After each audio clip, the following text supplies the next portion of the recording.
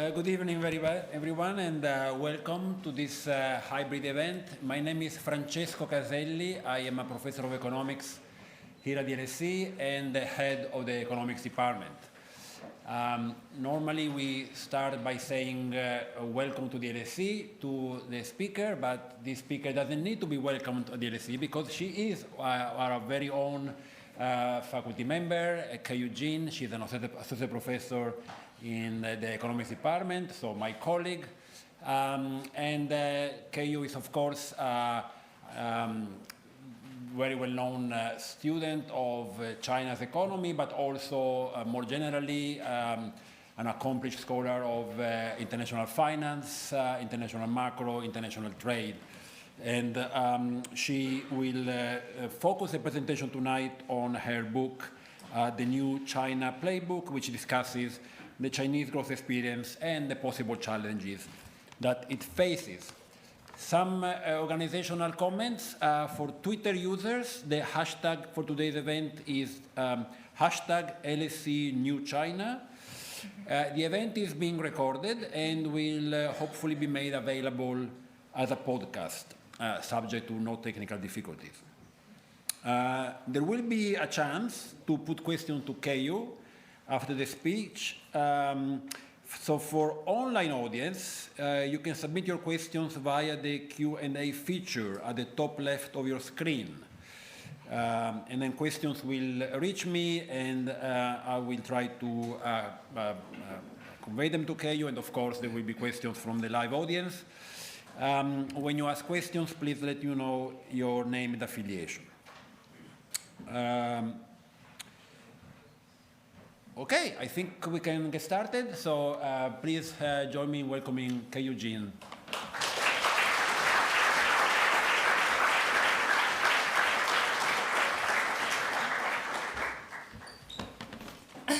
Thank you. Good evening, everybody. Thank you so much. It's a huge pleasure and privilege to be here with you today and to share some observations about China based on my latest book.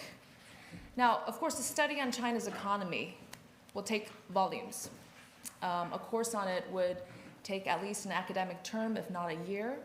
So given that we have about 40 minutes, let me organize my talk around three things: the China model, and the good, the bad, and the future that comes with it. Now, many say that the Industrial Revolution was considered a miracle because living standards were raised by 75% within one human lifetime.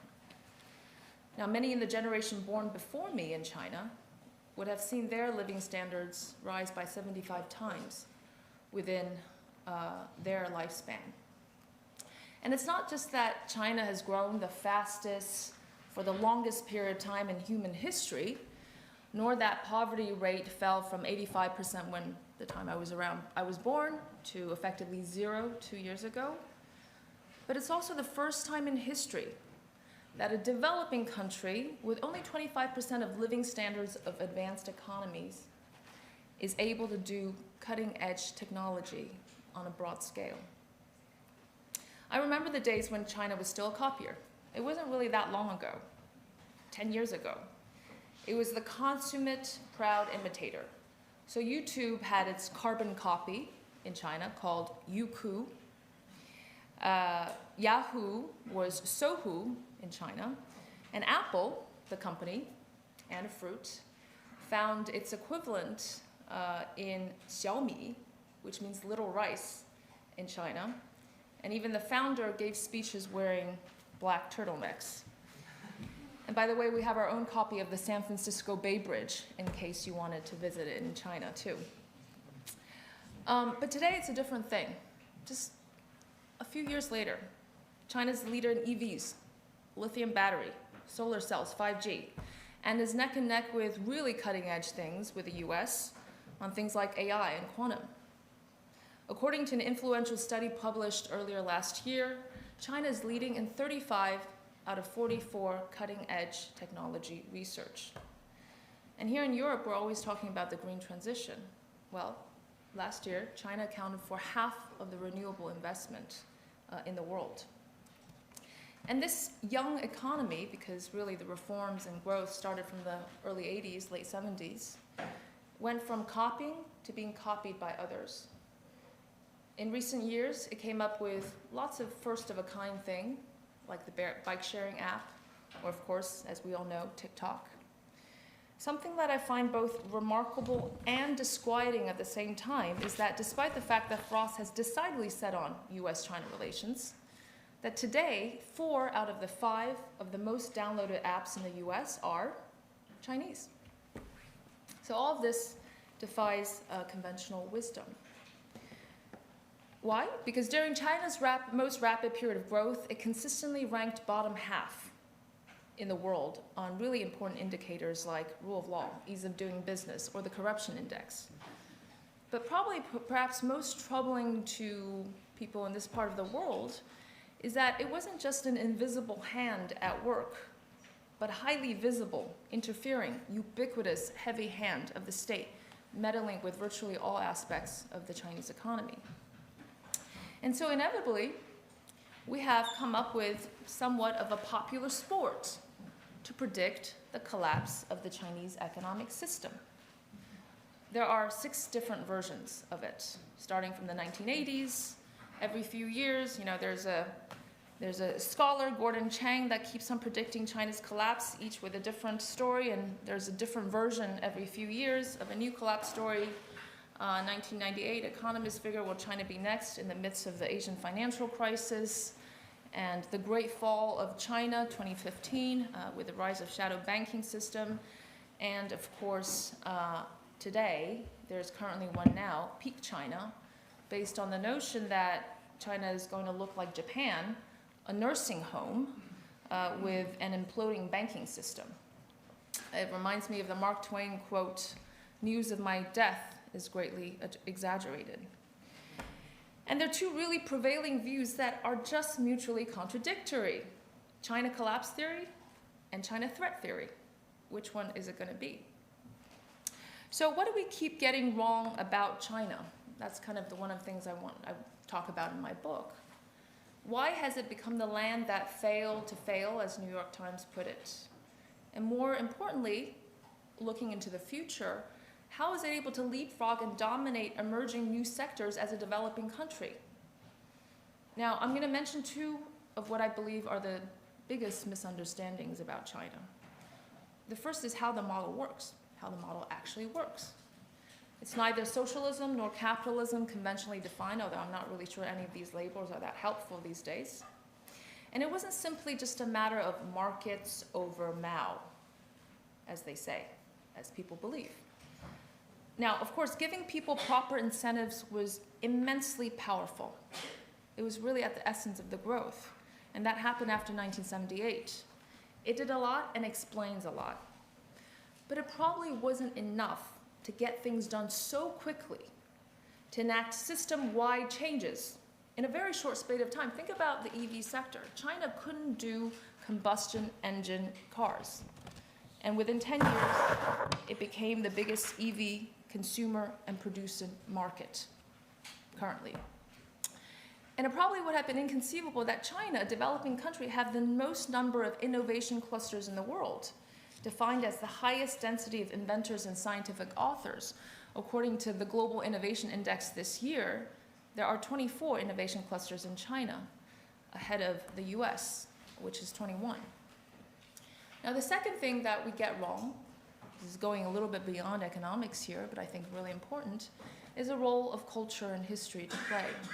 Now, that's a thread, although it's not a focus in the book, because in the end, they do shape values and preferences and affect economic behavior. Why does an American household save 2% and a Chinese household save 35%? How can Chinese youth afford a property with prices that are higher than in San Francisco when the people's income there are only a fifth of San Francisco income levels? Well, it helps to have 6 wallets behind every youth coming from the family. So people make intergenerational household decisions rather than just rely on individual decision making. The one-child policy, as we come to know, this radical reform that's meant to control population has fundamentally changed the socioeconomic landscape of China. And what I want to really underscore is that state capacity, that centralized bureaucracy, the ever so complex relationship, governance and administrative relations between the center and the localities, which is a theme that I'm going to come back to over and again, all has a lot to do with the cultural and historical legacies of the nation. So, of course, our economic miracle was the good, but it's not all rosy. Just look at what's happening now. Years of accumulation of bad habits in Chinese economy, like addiction to credit. The Chinese economy today is faltering. Growth has slowed down significantly. China's debt is at an all-time high of close to 280% of GDP. There are 400 million square meters of vacant housing. Its real estate sector currently is in the ICU. And a few years ago, the shadow banking system ballooned at a rate that was faster than in the US, leading up to the Great Recession of 2007, 2009. So I'm going to argue that the good and the bad, the miracle and the malaise, are two sides of the same coin. They're to be understood together as an integrated whole of this very unique political economy model, which I will describe. They are not disparate phenomena and should not be treated as such. So in the end, this, what we call high growth, high cost model, both of them are true, is at the very essence of the China Playbook. So what is the model? It's gotten a few new names, the Chinese economy: managed capitalism, government-steered market economy, the mayor economy, which is my favorite, all suggest a critical role of the state. So we usually think of China as being extremely centralized, as if all the decisions are made from the top, made at the top. But really a more accurate description of the model is political centralization coupled with an extreme form of economic decentralization. So let me show you an example. So this is a graph of technology unicorns or private companies that are valued at above $2 billion US dollars. Now we have the leader of the pack, which is the US, and China and Europe, which lags quite a bit behind. If you look at the top 25 internet companies, pretty much half of them are going to be US, half of them are going to be Chinese, right? But what's really interesting, and I'm not going to focus on the numbers here, is that they're actually distributed all over China, except the western provinces or the central province, the really, really poor areas. You have these unicorns in more than just Beijing, Shanghai, and Shenzhen. It's really pretty much spread all over different cities. There are cities you've never heard of, like second-tier cities, that have created the global quantum avenue. And behind them is the story of mayors. So I just want to show you a figure of how important that local economy is. There are 1,500, more than 1,500 number of local government guidance funds. What are they? They are public-private investment platforms to advance local industrial and technological goals. They amount to something like almost $4 trillion, and they're spread around. Again, not just in Beijing, Shanghai, and Shenzhen, but all over the place. So what's the story here? I call this the mayor economy. It sounds funnier in Chinese because mayor economy and market economy sounds pretty much the same thing. 市场经济 and 市长经济. So it's a slant of the word, but it's a very different concept, obviously. So these mayors or provincial party secretaries all around China are running around building mini Silicon Valleys all over China. Places that you've never heard of, cities. Within one province, one would focus on chip design, another will focus on packaging, another would focus on manufacturing. And even the city of Suzhou, for example, which is known for traditional gardens, beautiful gardens and literature, has something like 1,500 autonomous vehicle-related companies. And all of these mayors compete with each other around China for the best companies, as if they're in a beauty contest. Now, an example I like to make, and this is by no means the only one, there's so many, of Hefei, which is a small city in comparison in China, it's about 5 million people. has staked a company called NIO. NIO is a global front runner of EVs, and their cars are going to be they're going to be driven in this country very soon. And they built an entire supply chain around this EV company, organizing manufacturing capacity, battery makers, control systems, coordinating everything. And these governments shower them with preferential policies, not just financial stuff. Yes, they help them coordinate local bank lending, which is really important for these companies, but they also help them attract talent. They subsidize housing, they train workers, students, leverage social capital to help them raise venture money. They would go about everything they can to attract the best entrepreneurs. So that is kind of how it works on the mayor economy, and the idea is, oops, this was not supposed to come out this way. Let's, okay, so let me just talk it through. What is the incentive of these mayors, right? Well, first of all, the key control of the central government towards the local government is personnel control, meaning that their fate, their career depends on, or their promotion depends on the central government's decision. Now, it used to be up until very recently that if you hit the GDP targets, brought in investment, you'd be much more likely to be promoted. And there's lots and lots of evidence, empirical evidence on that. But even beyond that, the mayor is really an equity stakeholder of the entire locality, of their jurisdiction. Because by bringing in good companies, helping good private companies, what do they get? Well, they get more jobs, which is really important.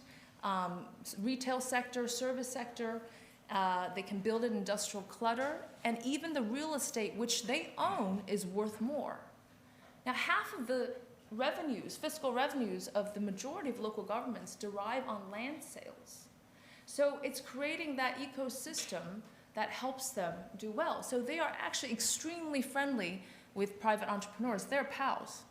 They need them. The state needs the private just as much as the private needs the state. And I'd argue that the state even needs more the private even more now than it has ever been.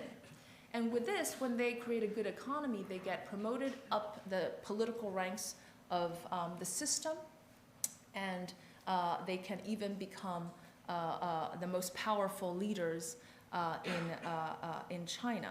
Lots of these provincial secretaries and governors, you have to go that path to become the ultimate on the standing committee and so forth.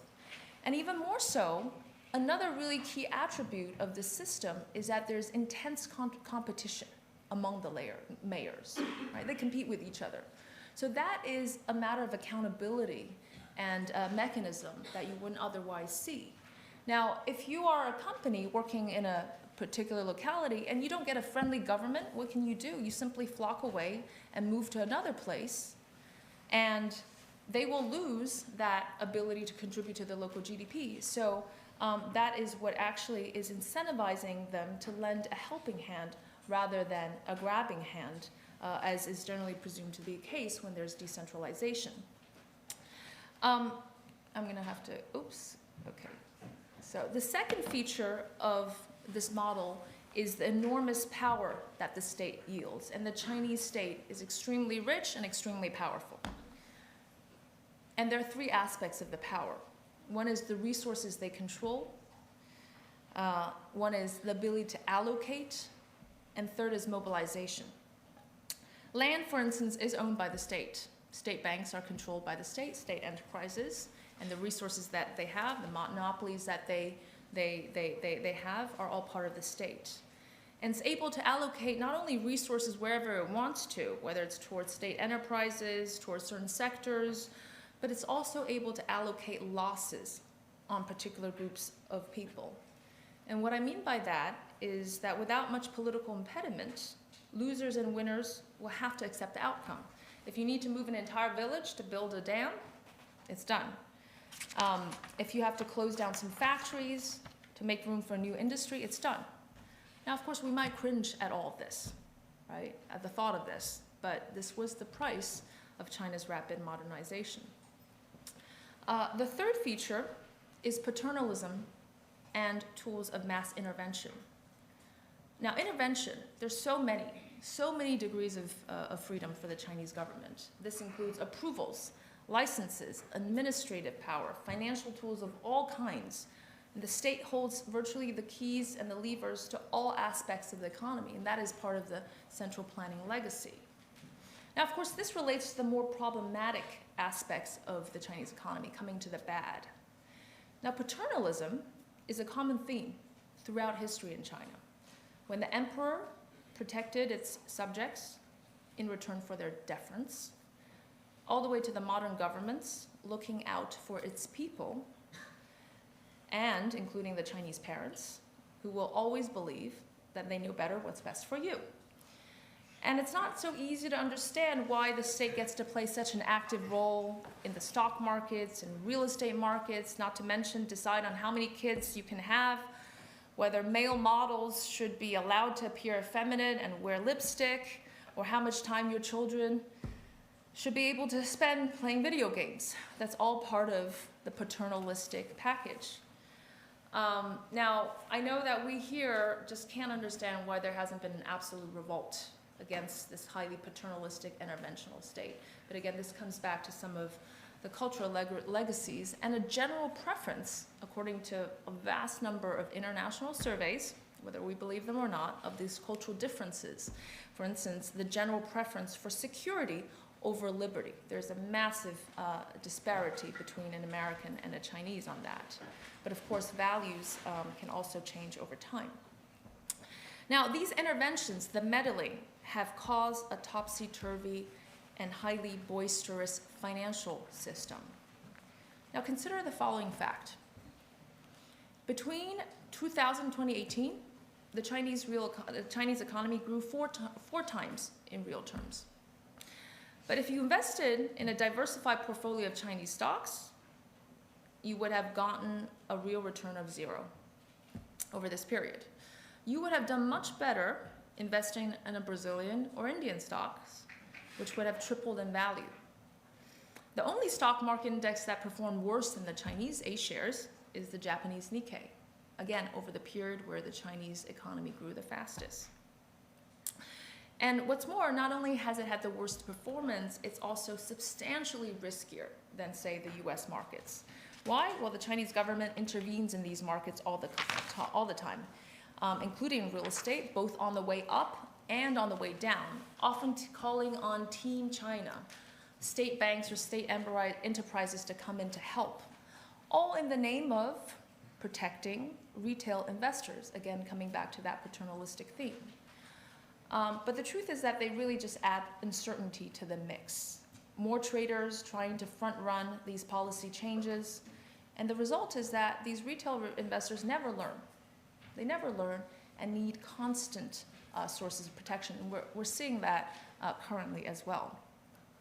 Similarly, that big brother or father paternalistic image, banks and big companies believe themselves to be too big and too important to fail because the central government always comes to the rescue. And that has created highly distortive behavior. Just look at Evergrande, the real estate property, thinking that it would be of no exception. It went on to do some very outrageous things. And by the way, this is not an exception. Companies that have trillions of RMB of debt, it's not just Evergrande. There are many, many, many. But it went on to do outrageous things like buy soccer clubs, build its own EV as a property developer. Lots of businesses are also investing in real estate that had nothing to do with real estate. So this sense of paternalism coupled with these motley of tools of the Chinese government can do a lot of either protection or harm, depending on how you look at it. But it's true that another fact is that China for the last 40 years, despite being a developing country and that being a common malaise, has never had a systemic financial crisis, something that can and substantially spill over onto the rest of the world and rattle markets at a global level. Why? Because the major banks are state-owned, because the central government is considered as a credible lender of last resort with an unparalleled ability to coordinate different players in the system and to tightly control capital flows.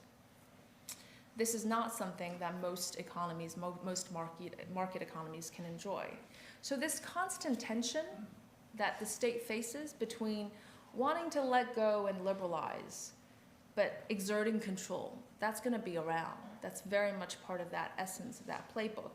And so I don't see China really truly becoming a free market economy given these cultural and institutional attributes. So this leads me to the bad, right? We talked about the stock market. But really, the point here is that all these economic malaise is coming from exactly the same model that has produced such powerful economic and technological results. So in 2022, the value of Chinese housing market was twice that of the US. Astonishing, right? One time I visited a remote mountainous resort town, and I saw an avenue as wide as the Champs-Élysées. So I asked my taxi driver, why do they think they needed such a gargantuan road? And his answer was, well, we've got a new mayor. And yeah, that's the reality. The debt problem that everybody is talking about in China today ultimately traces back to the indebtedness of local governments. $18 trillion of explicit and implicit debt of these local officials. Why? Very easy to explain with the model. They've been on a spending spree to increase their local GDP. Now, if you're the central government and you're looking at them and looking at the yardstick and measurements and barometers of sex, you can't tell whether it's because they're productive and competent or because they've spent more on roads and infrastructure. So what do you as a local official do? Well, you're going to borrow. You're going to borrow and spend. And again, there's lots of evidence on this, empirical studies. Local officials who fall behind in growth targets tend to compensate it with borrowing. Those who are coming to the end of his or her term, waiting to be promoted, are more likely to be reckless in helping local firms get cheap capital and land, and so that these firms can have an outsized growth. And of course, then these companies go out on another borrowing splurge based on the recently acquired cheap land. And so this real estate craze is very much a mayoral economic phenomenon. So the local governments are actually technically not allowed to borrow as decreed by the central government. What do? They set up entities called local government financing vehicles and use things like land as collateral to borrow and binge on things like more real estate investment and infrastructure, effectively inflating the shadow banking system a few years back. Now, in the earlier years, industrialization was all the craze because that was how you got the GDP targets through investment and so forth. And that trend suddenly morphed into an urbanization craze. Why? Because it was even quicker to deliver GDP targets and fill local coffers by rolling out property. And as we mentioned, half of these governments rely on land sales. More than half of the government revenues derive from land sales. But that is obviously coming to the end. But guess what? They're using the same model, the same local government vehicle platforms to do the next big thing, which is renewables. So that leads to another important fallacy of the model, and that is one that has caused substantial international controversy, and that is overcapacity. Nope. Okay, so whatever sector the magic wand of the Chinese state touches, whether it is in steel, cement, flat glass, wind power equipment, and now EVs turn into a global deluge. So the global demand for EVs in the next few years is 26.3 million units, and China will be supplying 37 million of that 26 million units. Okay, thank you. Demand for batteries in the world will be less than 40% of China's production capacity by 2025. So overcapacity is really just everywhere with this mayoral economy. It's not good for the world, although parenthetically it could accelerate the green transition. As we know, wind, solar, and all that have really led to a global. China led the global boom in this, but in truth, it's also not good for China. It leads to a race to the bottom from too much competition, very low profitability of firms, and of course inefficiency, waste, redundancy, and an abundance of non-performing loans for banks. And it's all the more exacerbated because of the competition from the local mayors. So the ultimate question we should pose is, was all of this actually worth it? Was the benefit of this man-made acceleration greater than the cost? It's hard to know what the counterfactuals would have been. Absent the entrepreneurial and developmental Chinese state, would the Chinese economy have done better or worse? Perhaps it's not a fair comparison because there is no real comparison that you can do with China, but the most populous country next to China, India, is one such comparisons. And in 1978, it was by most measures doing much better than China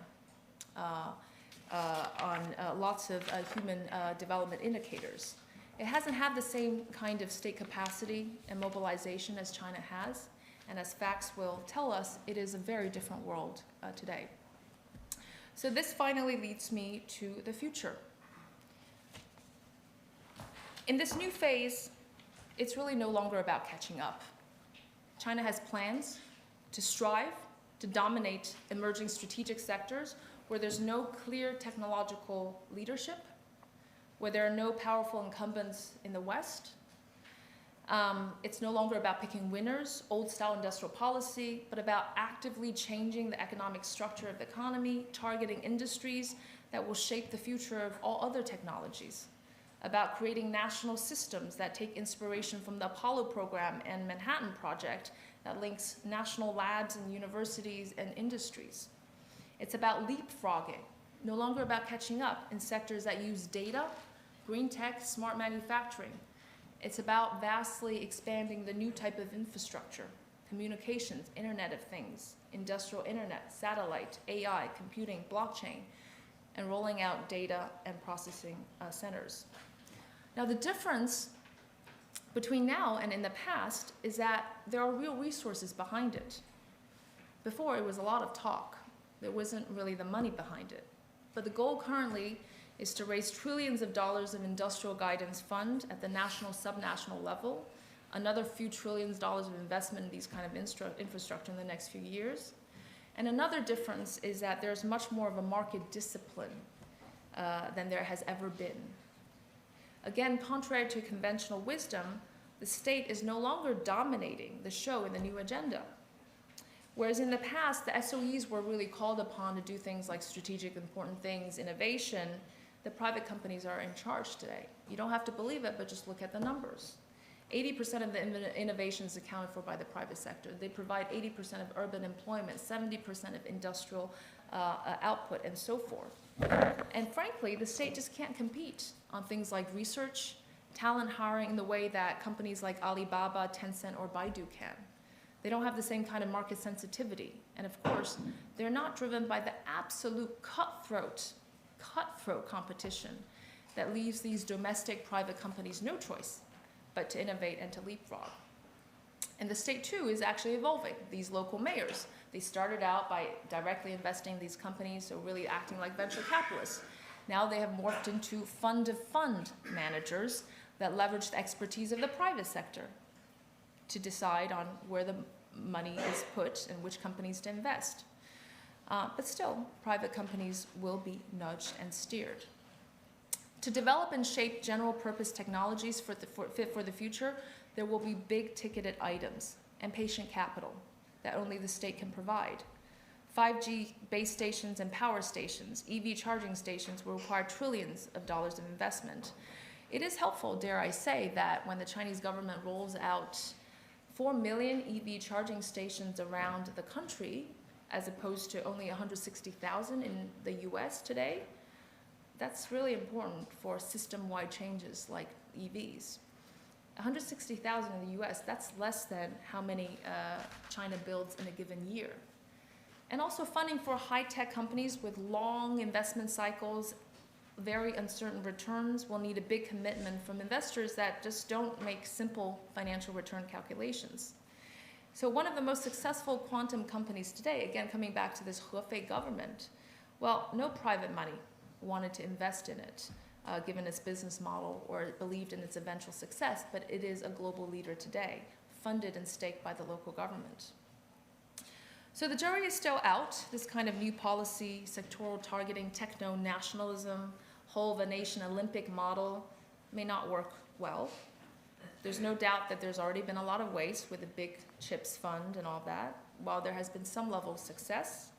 And I don't know if throwing money at the problem really solves the problem. Maybe it does. Again, this is the high-cost, high-growth model that it's going to pursue.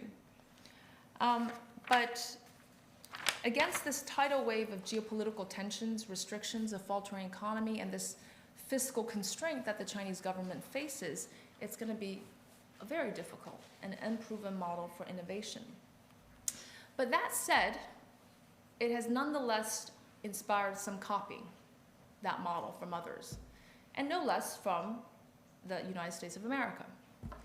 Now, if anyone has read the recent speech of Jake Sullivan, Biden's national security advisor, on how to restore American competitiveness, well, it's pretty much the China model. It talks about the latest CHIPS Act, Science Act, Inflation Reduction Act, and a whole lot of, quoting him, unapologetic use of state industrial policies. So actually these two countries really copy each other. You know, China copies American free markets, America copies China's entrepreneurial state, and then they point fingers at each other. And finally, I'd be remiss not to mention something I believe to be important for the future that lies beyond the political economy sphere, which we've spent 30 minutes talking about. And that's a radically new, different generation that will be steering the Chinese economy in about 10 years' time. In my book, this is a theme that weaves the chapter together. They are so different from the previous generations that have gone through the Cultural Revolution, Great Famine, seeing the huge vicissitudes of the Chinese economy and the psychological and physical hardship that they had to endure. This new generation was born after the one-child policy, hugely confident, privileged, and prosperous.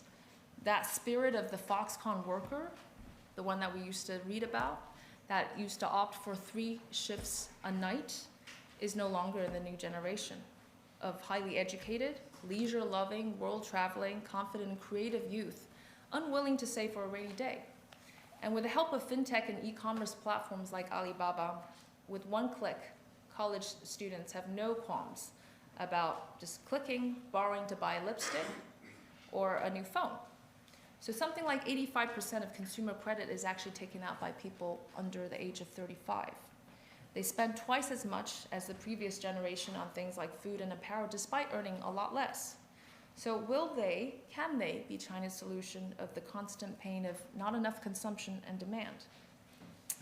The new generation has also been a golden era for women, who, thanks to the one-child policy, has enjoyed an enormous rise in status, evidenced by the fact that, for instance, 42% of business leaders in public companies from the cohort born in the 1990s are women, as opposed to only 15% for those cohort born, the cohort of the 1960s.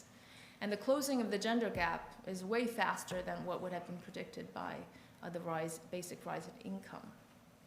Apart from their consumerism, they have a glaring sense of social consciousness that ranges from concerns for worker rights to animal rights in far-flung, really remote places.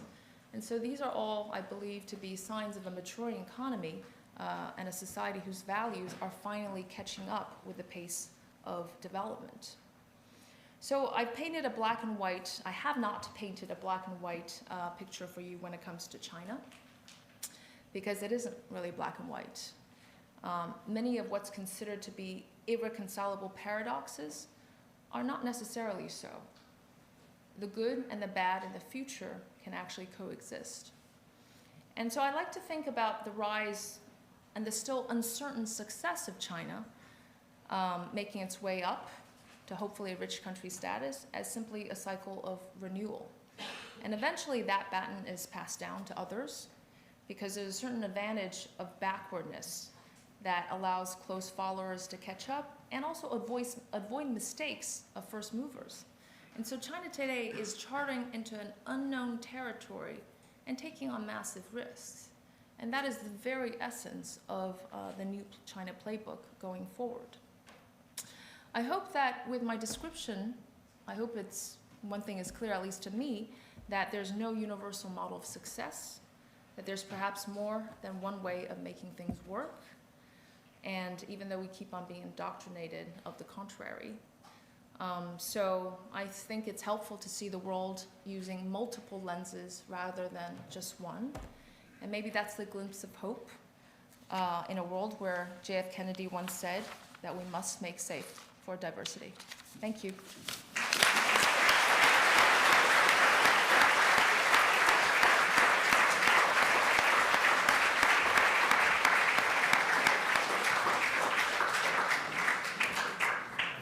Thank you very much, Keyu. Wonderful presentation. QAI, obviously a tradition. I'm going to try to break the ice with a quick question, but start raising your hand and let me know that you want to ask a question. Keyu, I want to start from where you ended, which is, when you talk about the bad, one of the things you stress is this high level of debts by local governments and other semi-state institutions. Talk about the future, you're talking about a new generation that is very willing to take on a lot of debt. So which is the state debt is bad, consumer is good, or is that also potentially bad, and is that a risk factor for China? Whatever way it is, there's just going to be a lot of debt going forward. But I think what China now is suffering is a severe deficit in demand coming from the consumer side. And so if that is shifted to the consumers because of better credit systems and financial system, I think it would help more, because right now China has way more overcapacity and out of demand. That's where we're seeing a lot of deflation. So if I had to pick between the two, it would be shifting. But I do think that the new generation will keep the Chinese savings rate at bay. The whole controversy of current account surplus and too much saving, I think from the look of it, it will change when they arrive. And there's not a lot of policies that can change the current generation's thinking. So one question's up here, about halfway. And then, okay, I'm going to take three. So then, yeah, I meant you, but it's fine. But it's going to be next.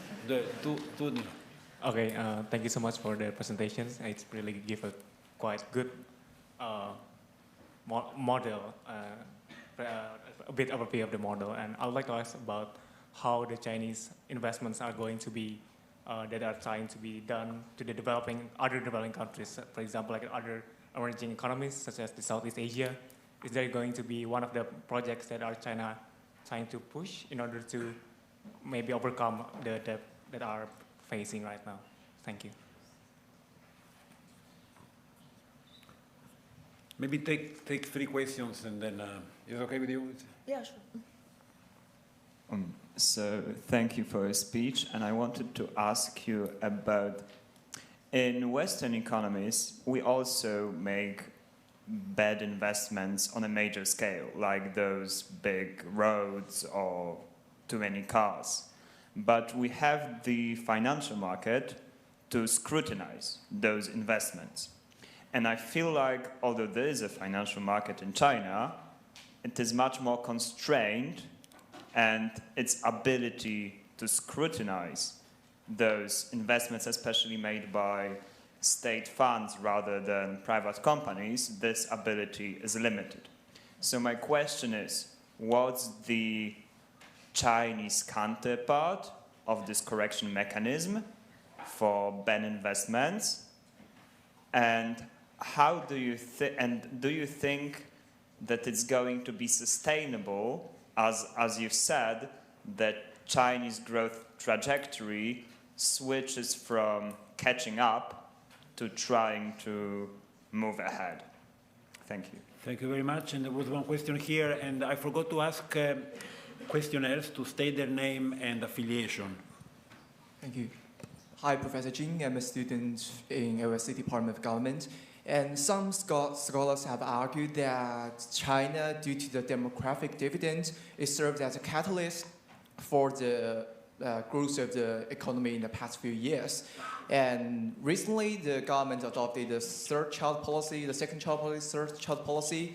And so do you think the aging population will be a big obstacle for the future of the economy in China, or will it fall into the circumstances like Korea and Japan? Thank you. Okay, I'll start with in surrounding countries. So, look, you know, there's been no doubt that Southeast Asia has, and along with others, has been a beneficiary of intense U.S.-China relations. A lot of the investments, a lot of the manufacturing capacity, the diversity, de-risking, whatever you want to call it, has moved a lot of the activity outside of China. I do want to say that China is really big. You know, being a manufacturing factory for the world, it's really hard to really totally displace China. I don't think it's actually possible, but some of it is also definitely happening because of the U.S.-China tension. And a lot of these countries are playing it very well, playing their cards very well, asking for more investment from America, also asking for more investment from China, and so forth. So I think that interregional and also interregional trade is going to pick up more going forward. So I do see that as a trend. Now, the financial system, as the second question, is really the bottleneck here. Something like 80% of credit is intermediated through banks in China. That's a typical developing country feature. It's the opposite in the US, where direct capital markets really play a very, very huge role, and that's very, very important for these technology companies and companies and so forth. So I didn't get to mention this in the talk, but it's these precise institutional deficiencies of China that makes the local mayor economy even really relevant. But less and less relevant going forward. But I don't see our financial system in China really evolving and getting better or improving over time. So you're absolutely right that they're not going to be able to screen good projects. What do the state know? But the state now knows that it doesn't know much, which is why I talked about the evolution of their role. They're now leveraging social capital. They put in very, very little money. They're very constrained. So it's not actually about putting in a lot of money, but they're leveraging social capital, bring in private equity funds, venture funds, and presumably they know better where to invest. And they would be picking the more promising companies, which they will eventually stake or help out.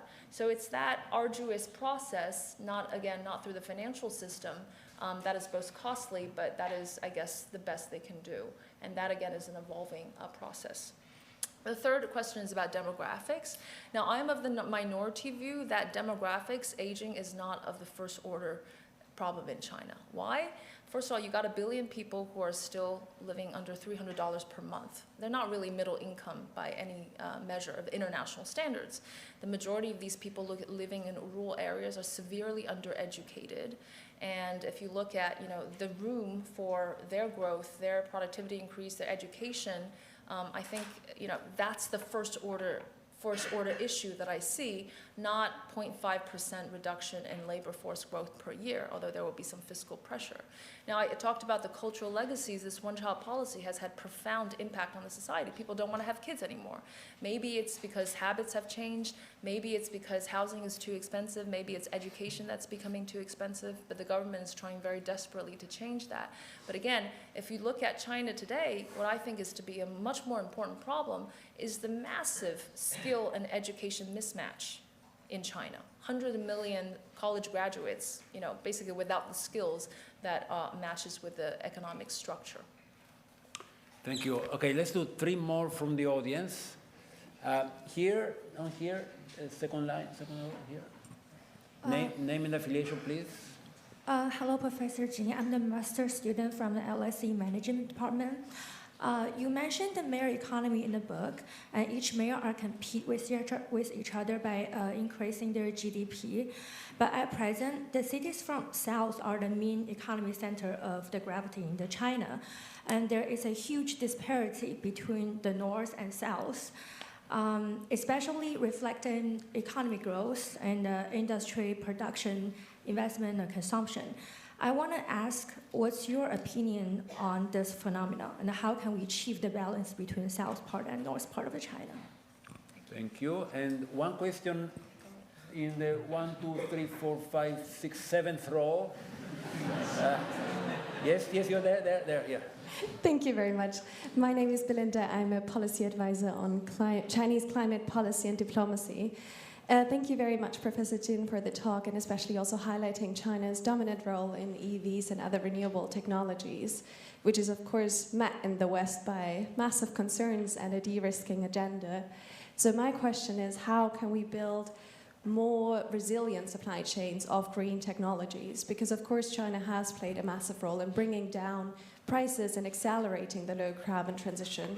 So in other words, how do we de-risk supply chains without increasing climate risks? Thank you. Thank you. And then come to the person here in front because he bought the book.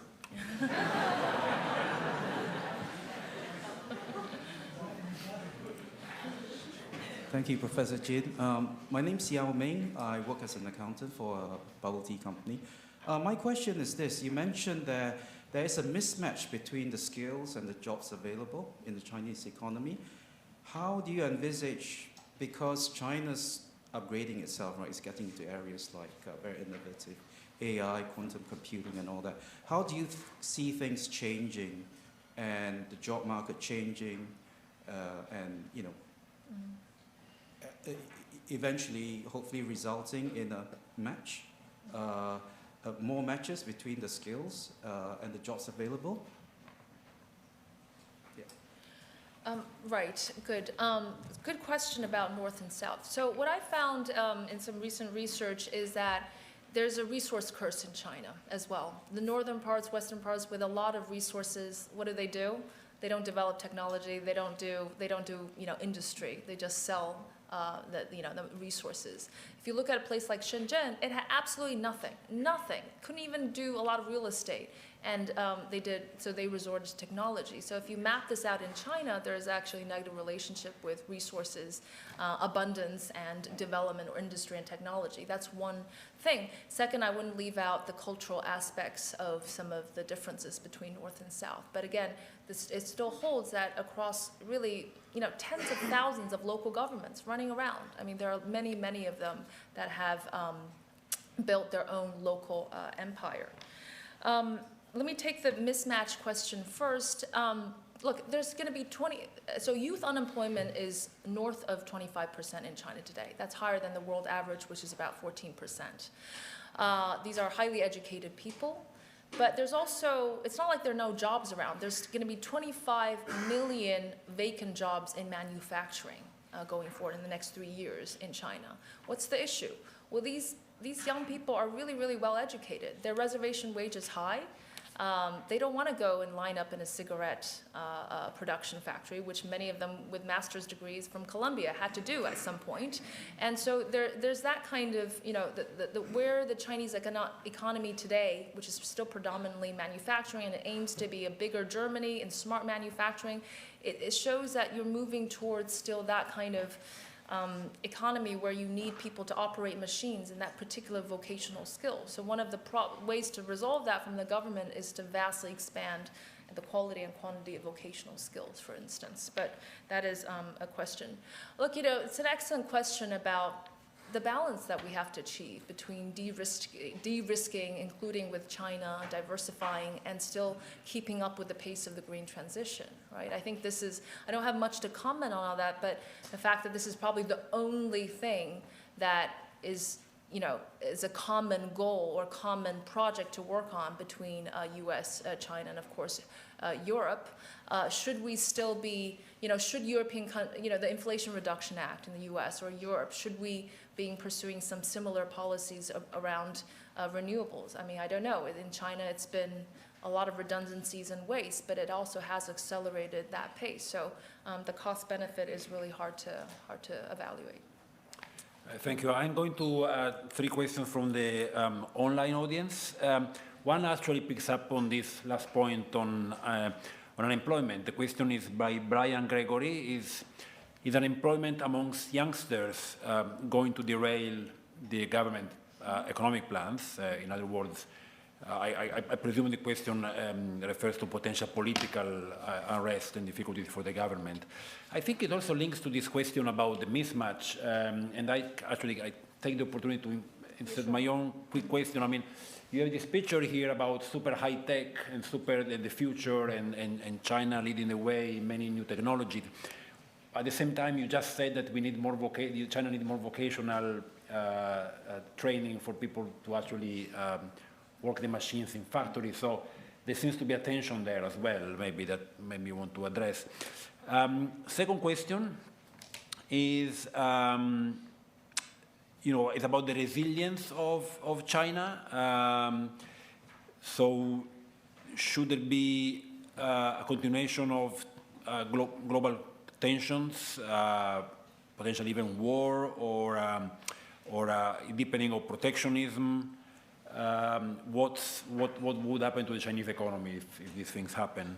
And finally, a more factual question from Animesh Ghoshal, who is an alum from the LSE, who is now in Chicago, and he is asking to clarify an aspect of the mayoral model, which is who is on the other side of this debt? So the mayor is taking all this debt, who is buying it?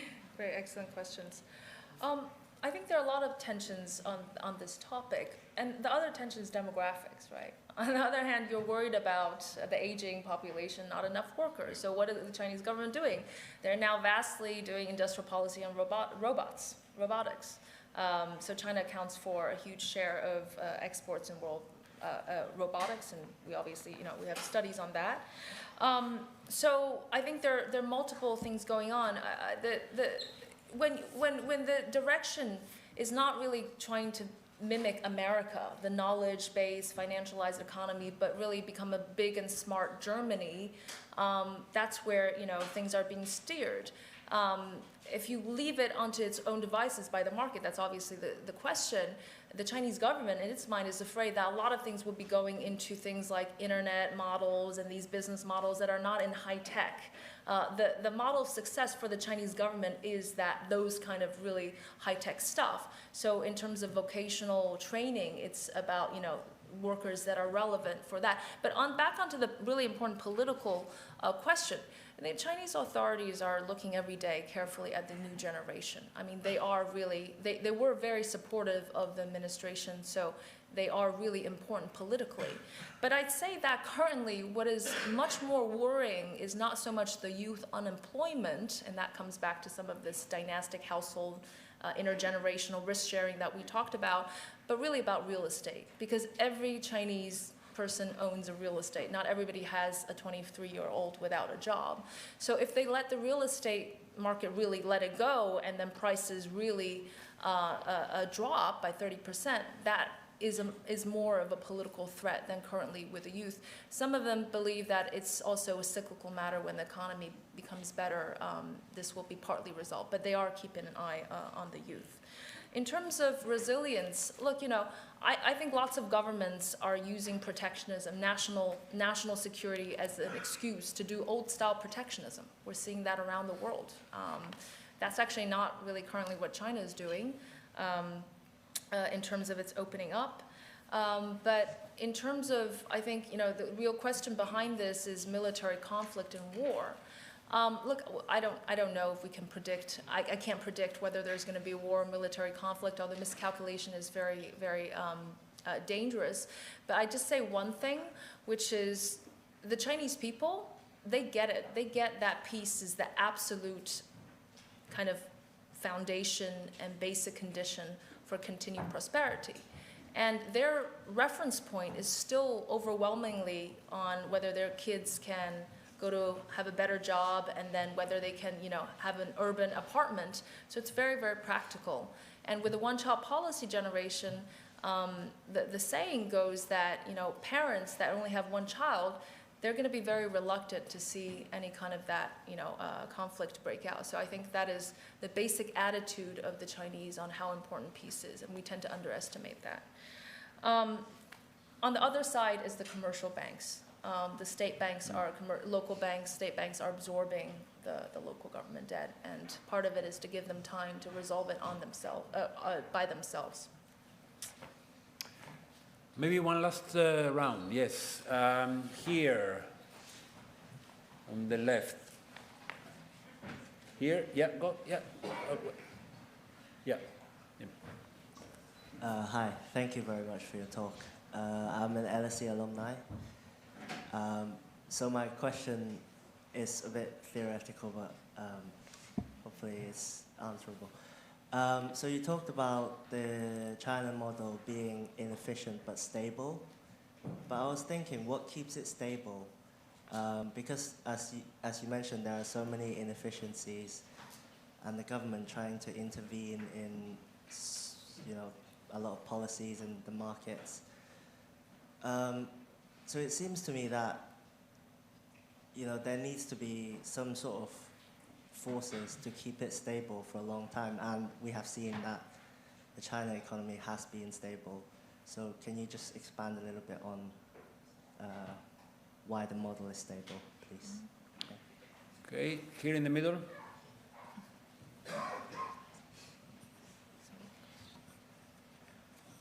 Hello, thanks for the talk. I'm a second-year economics student here.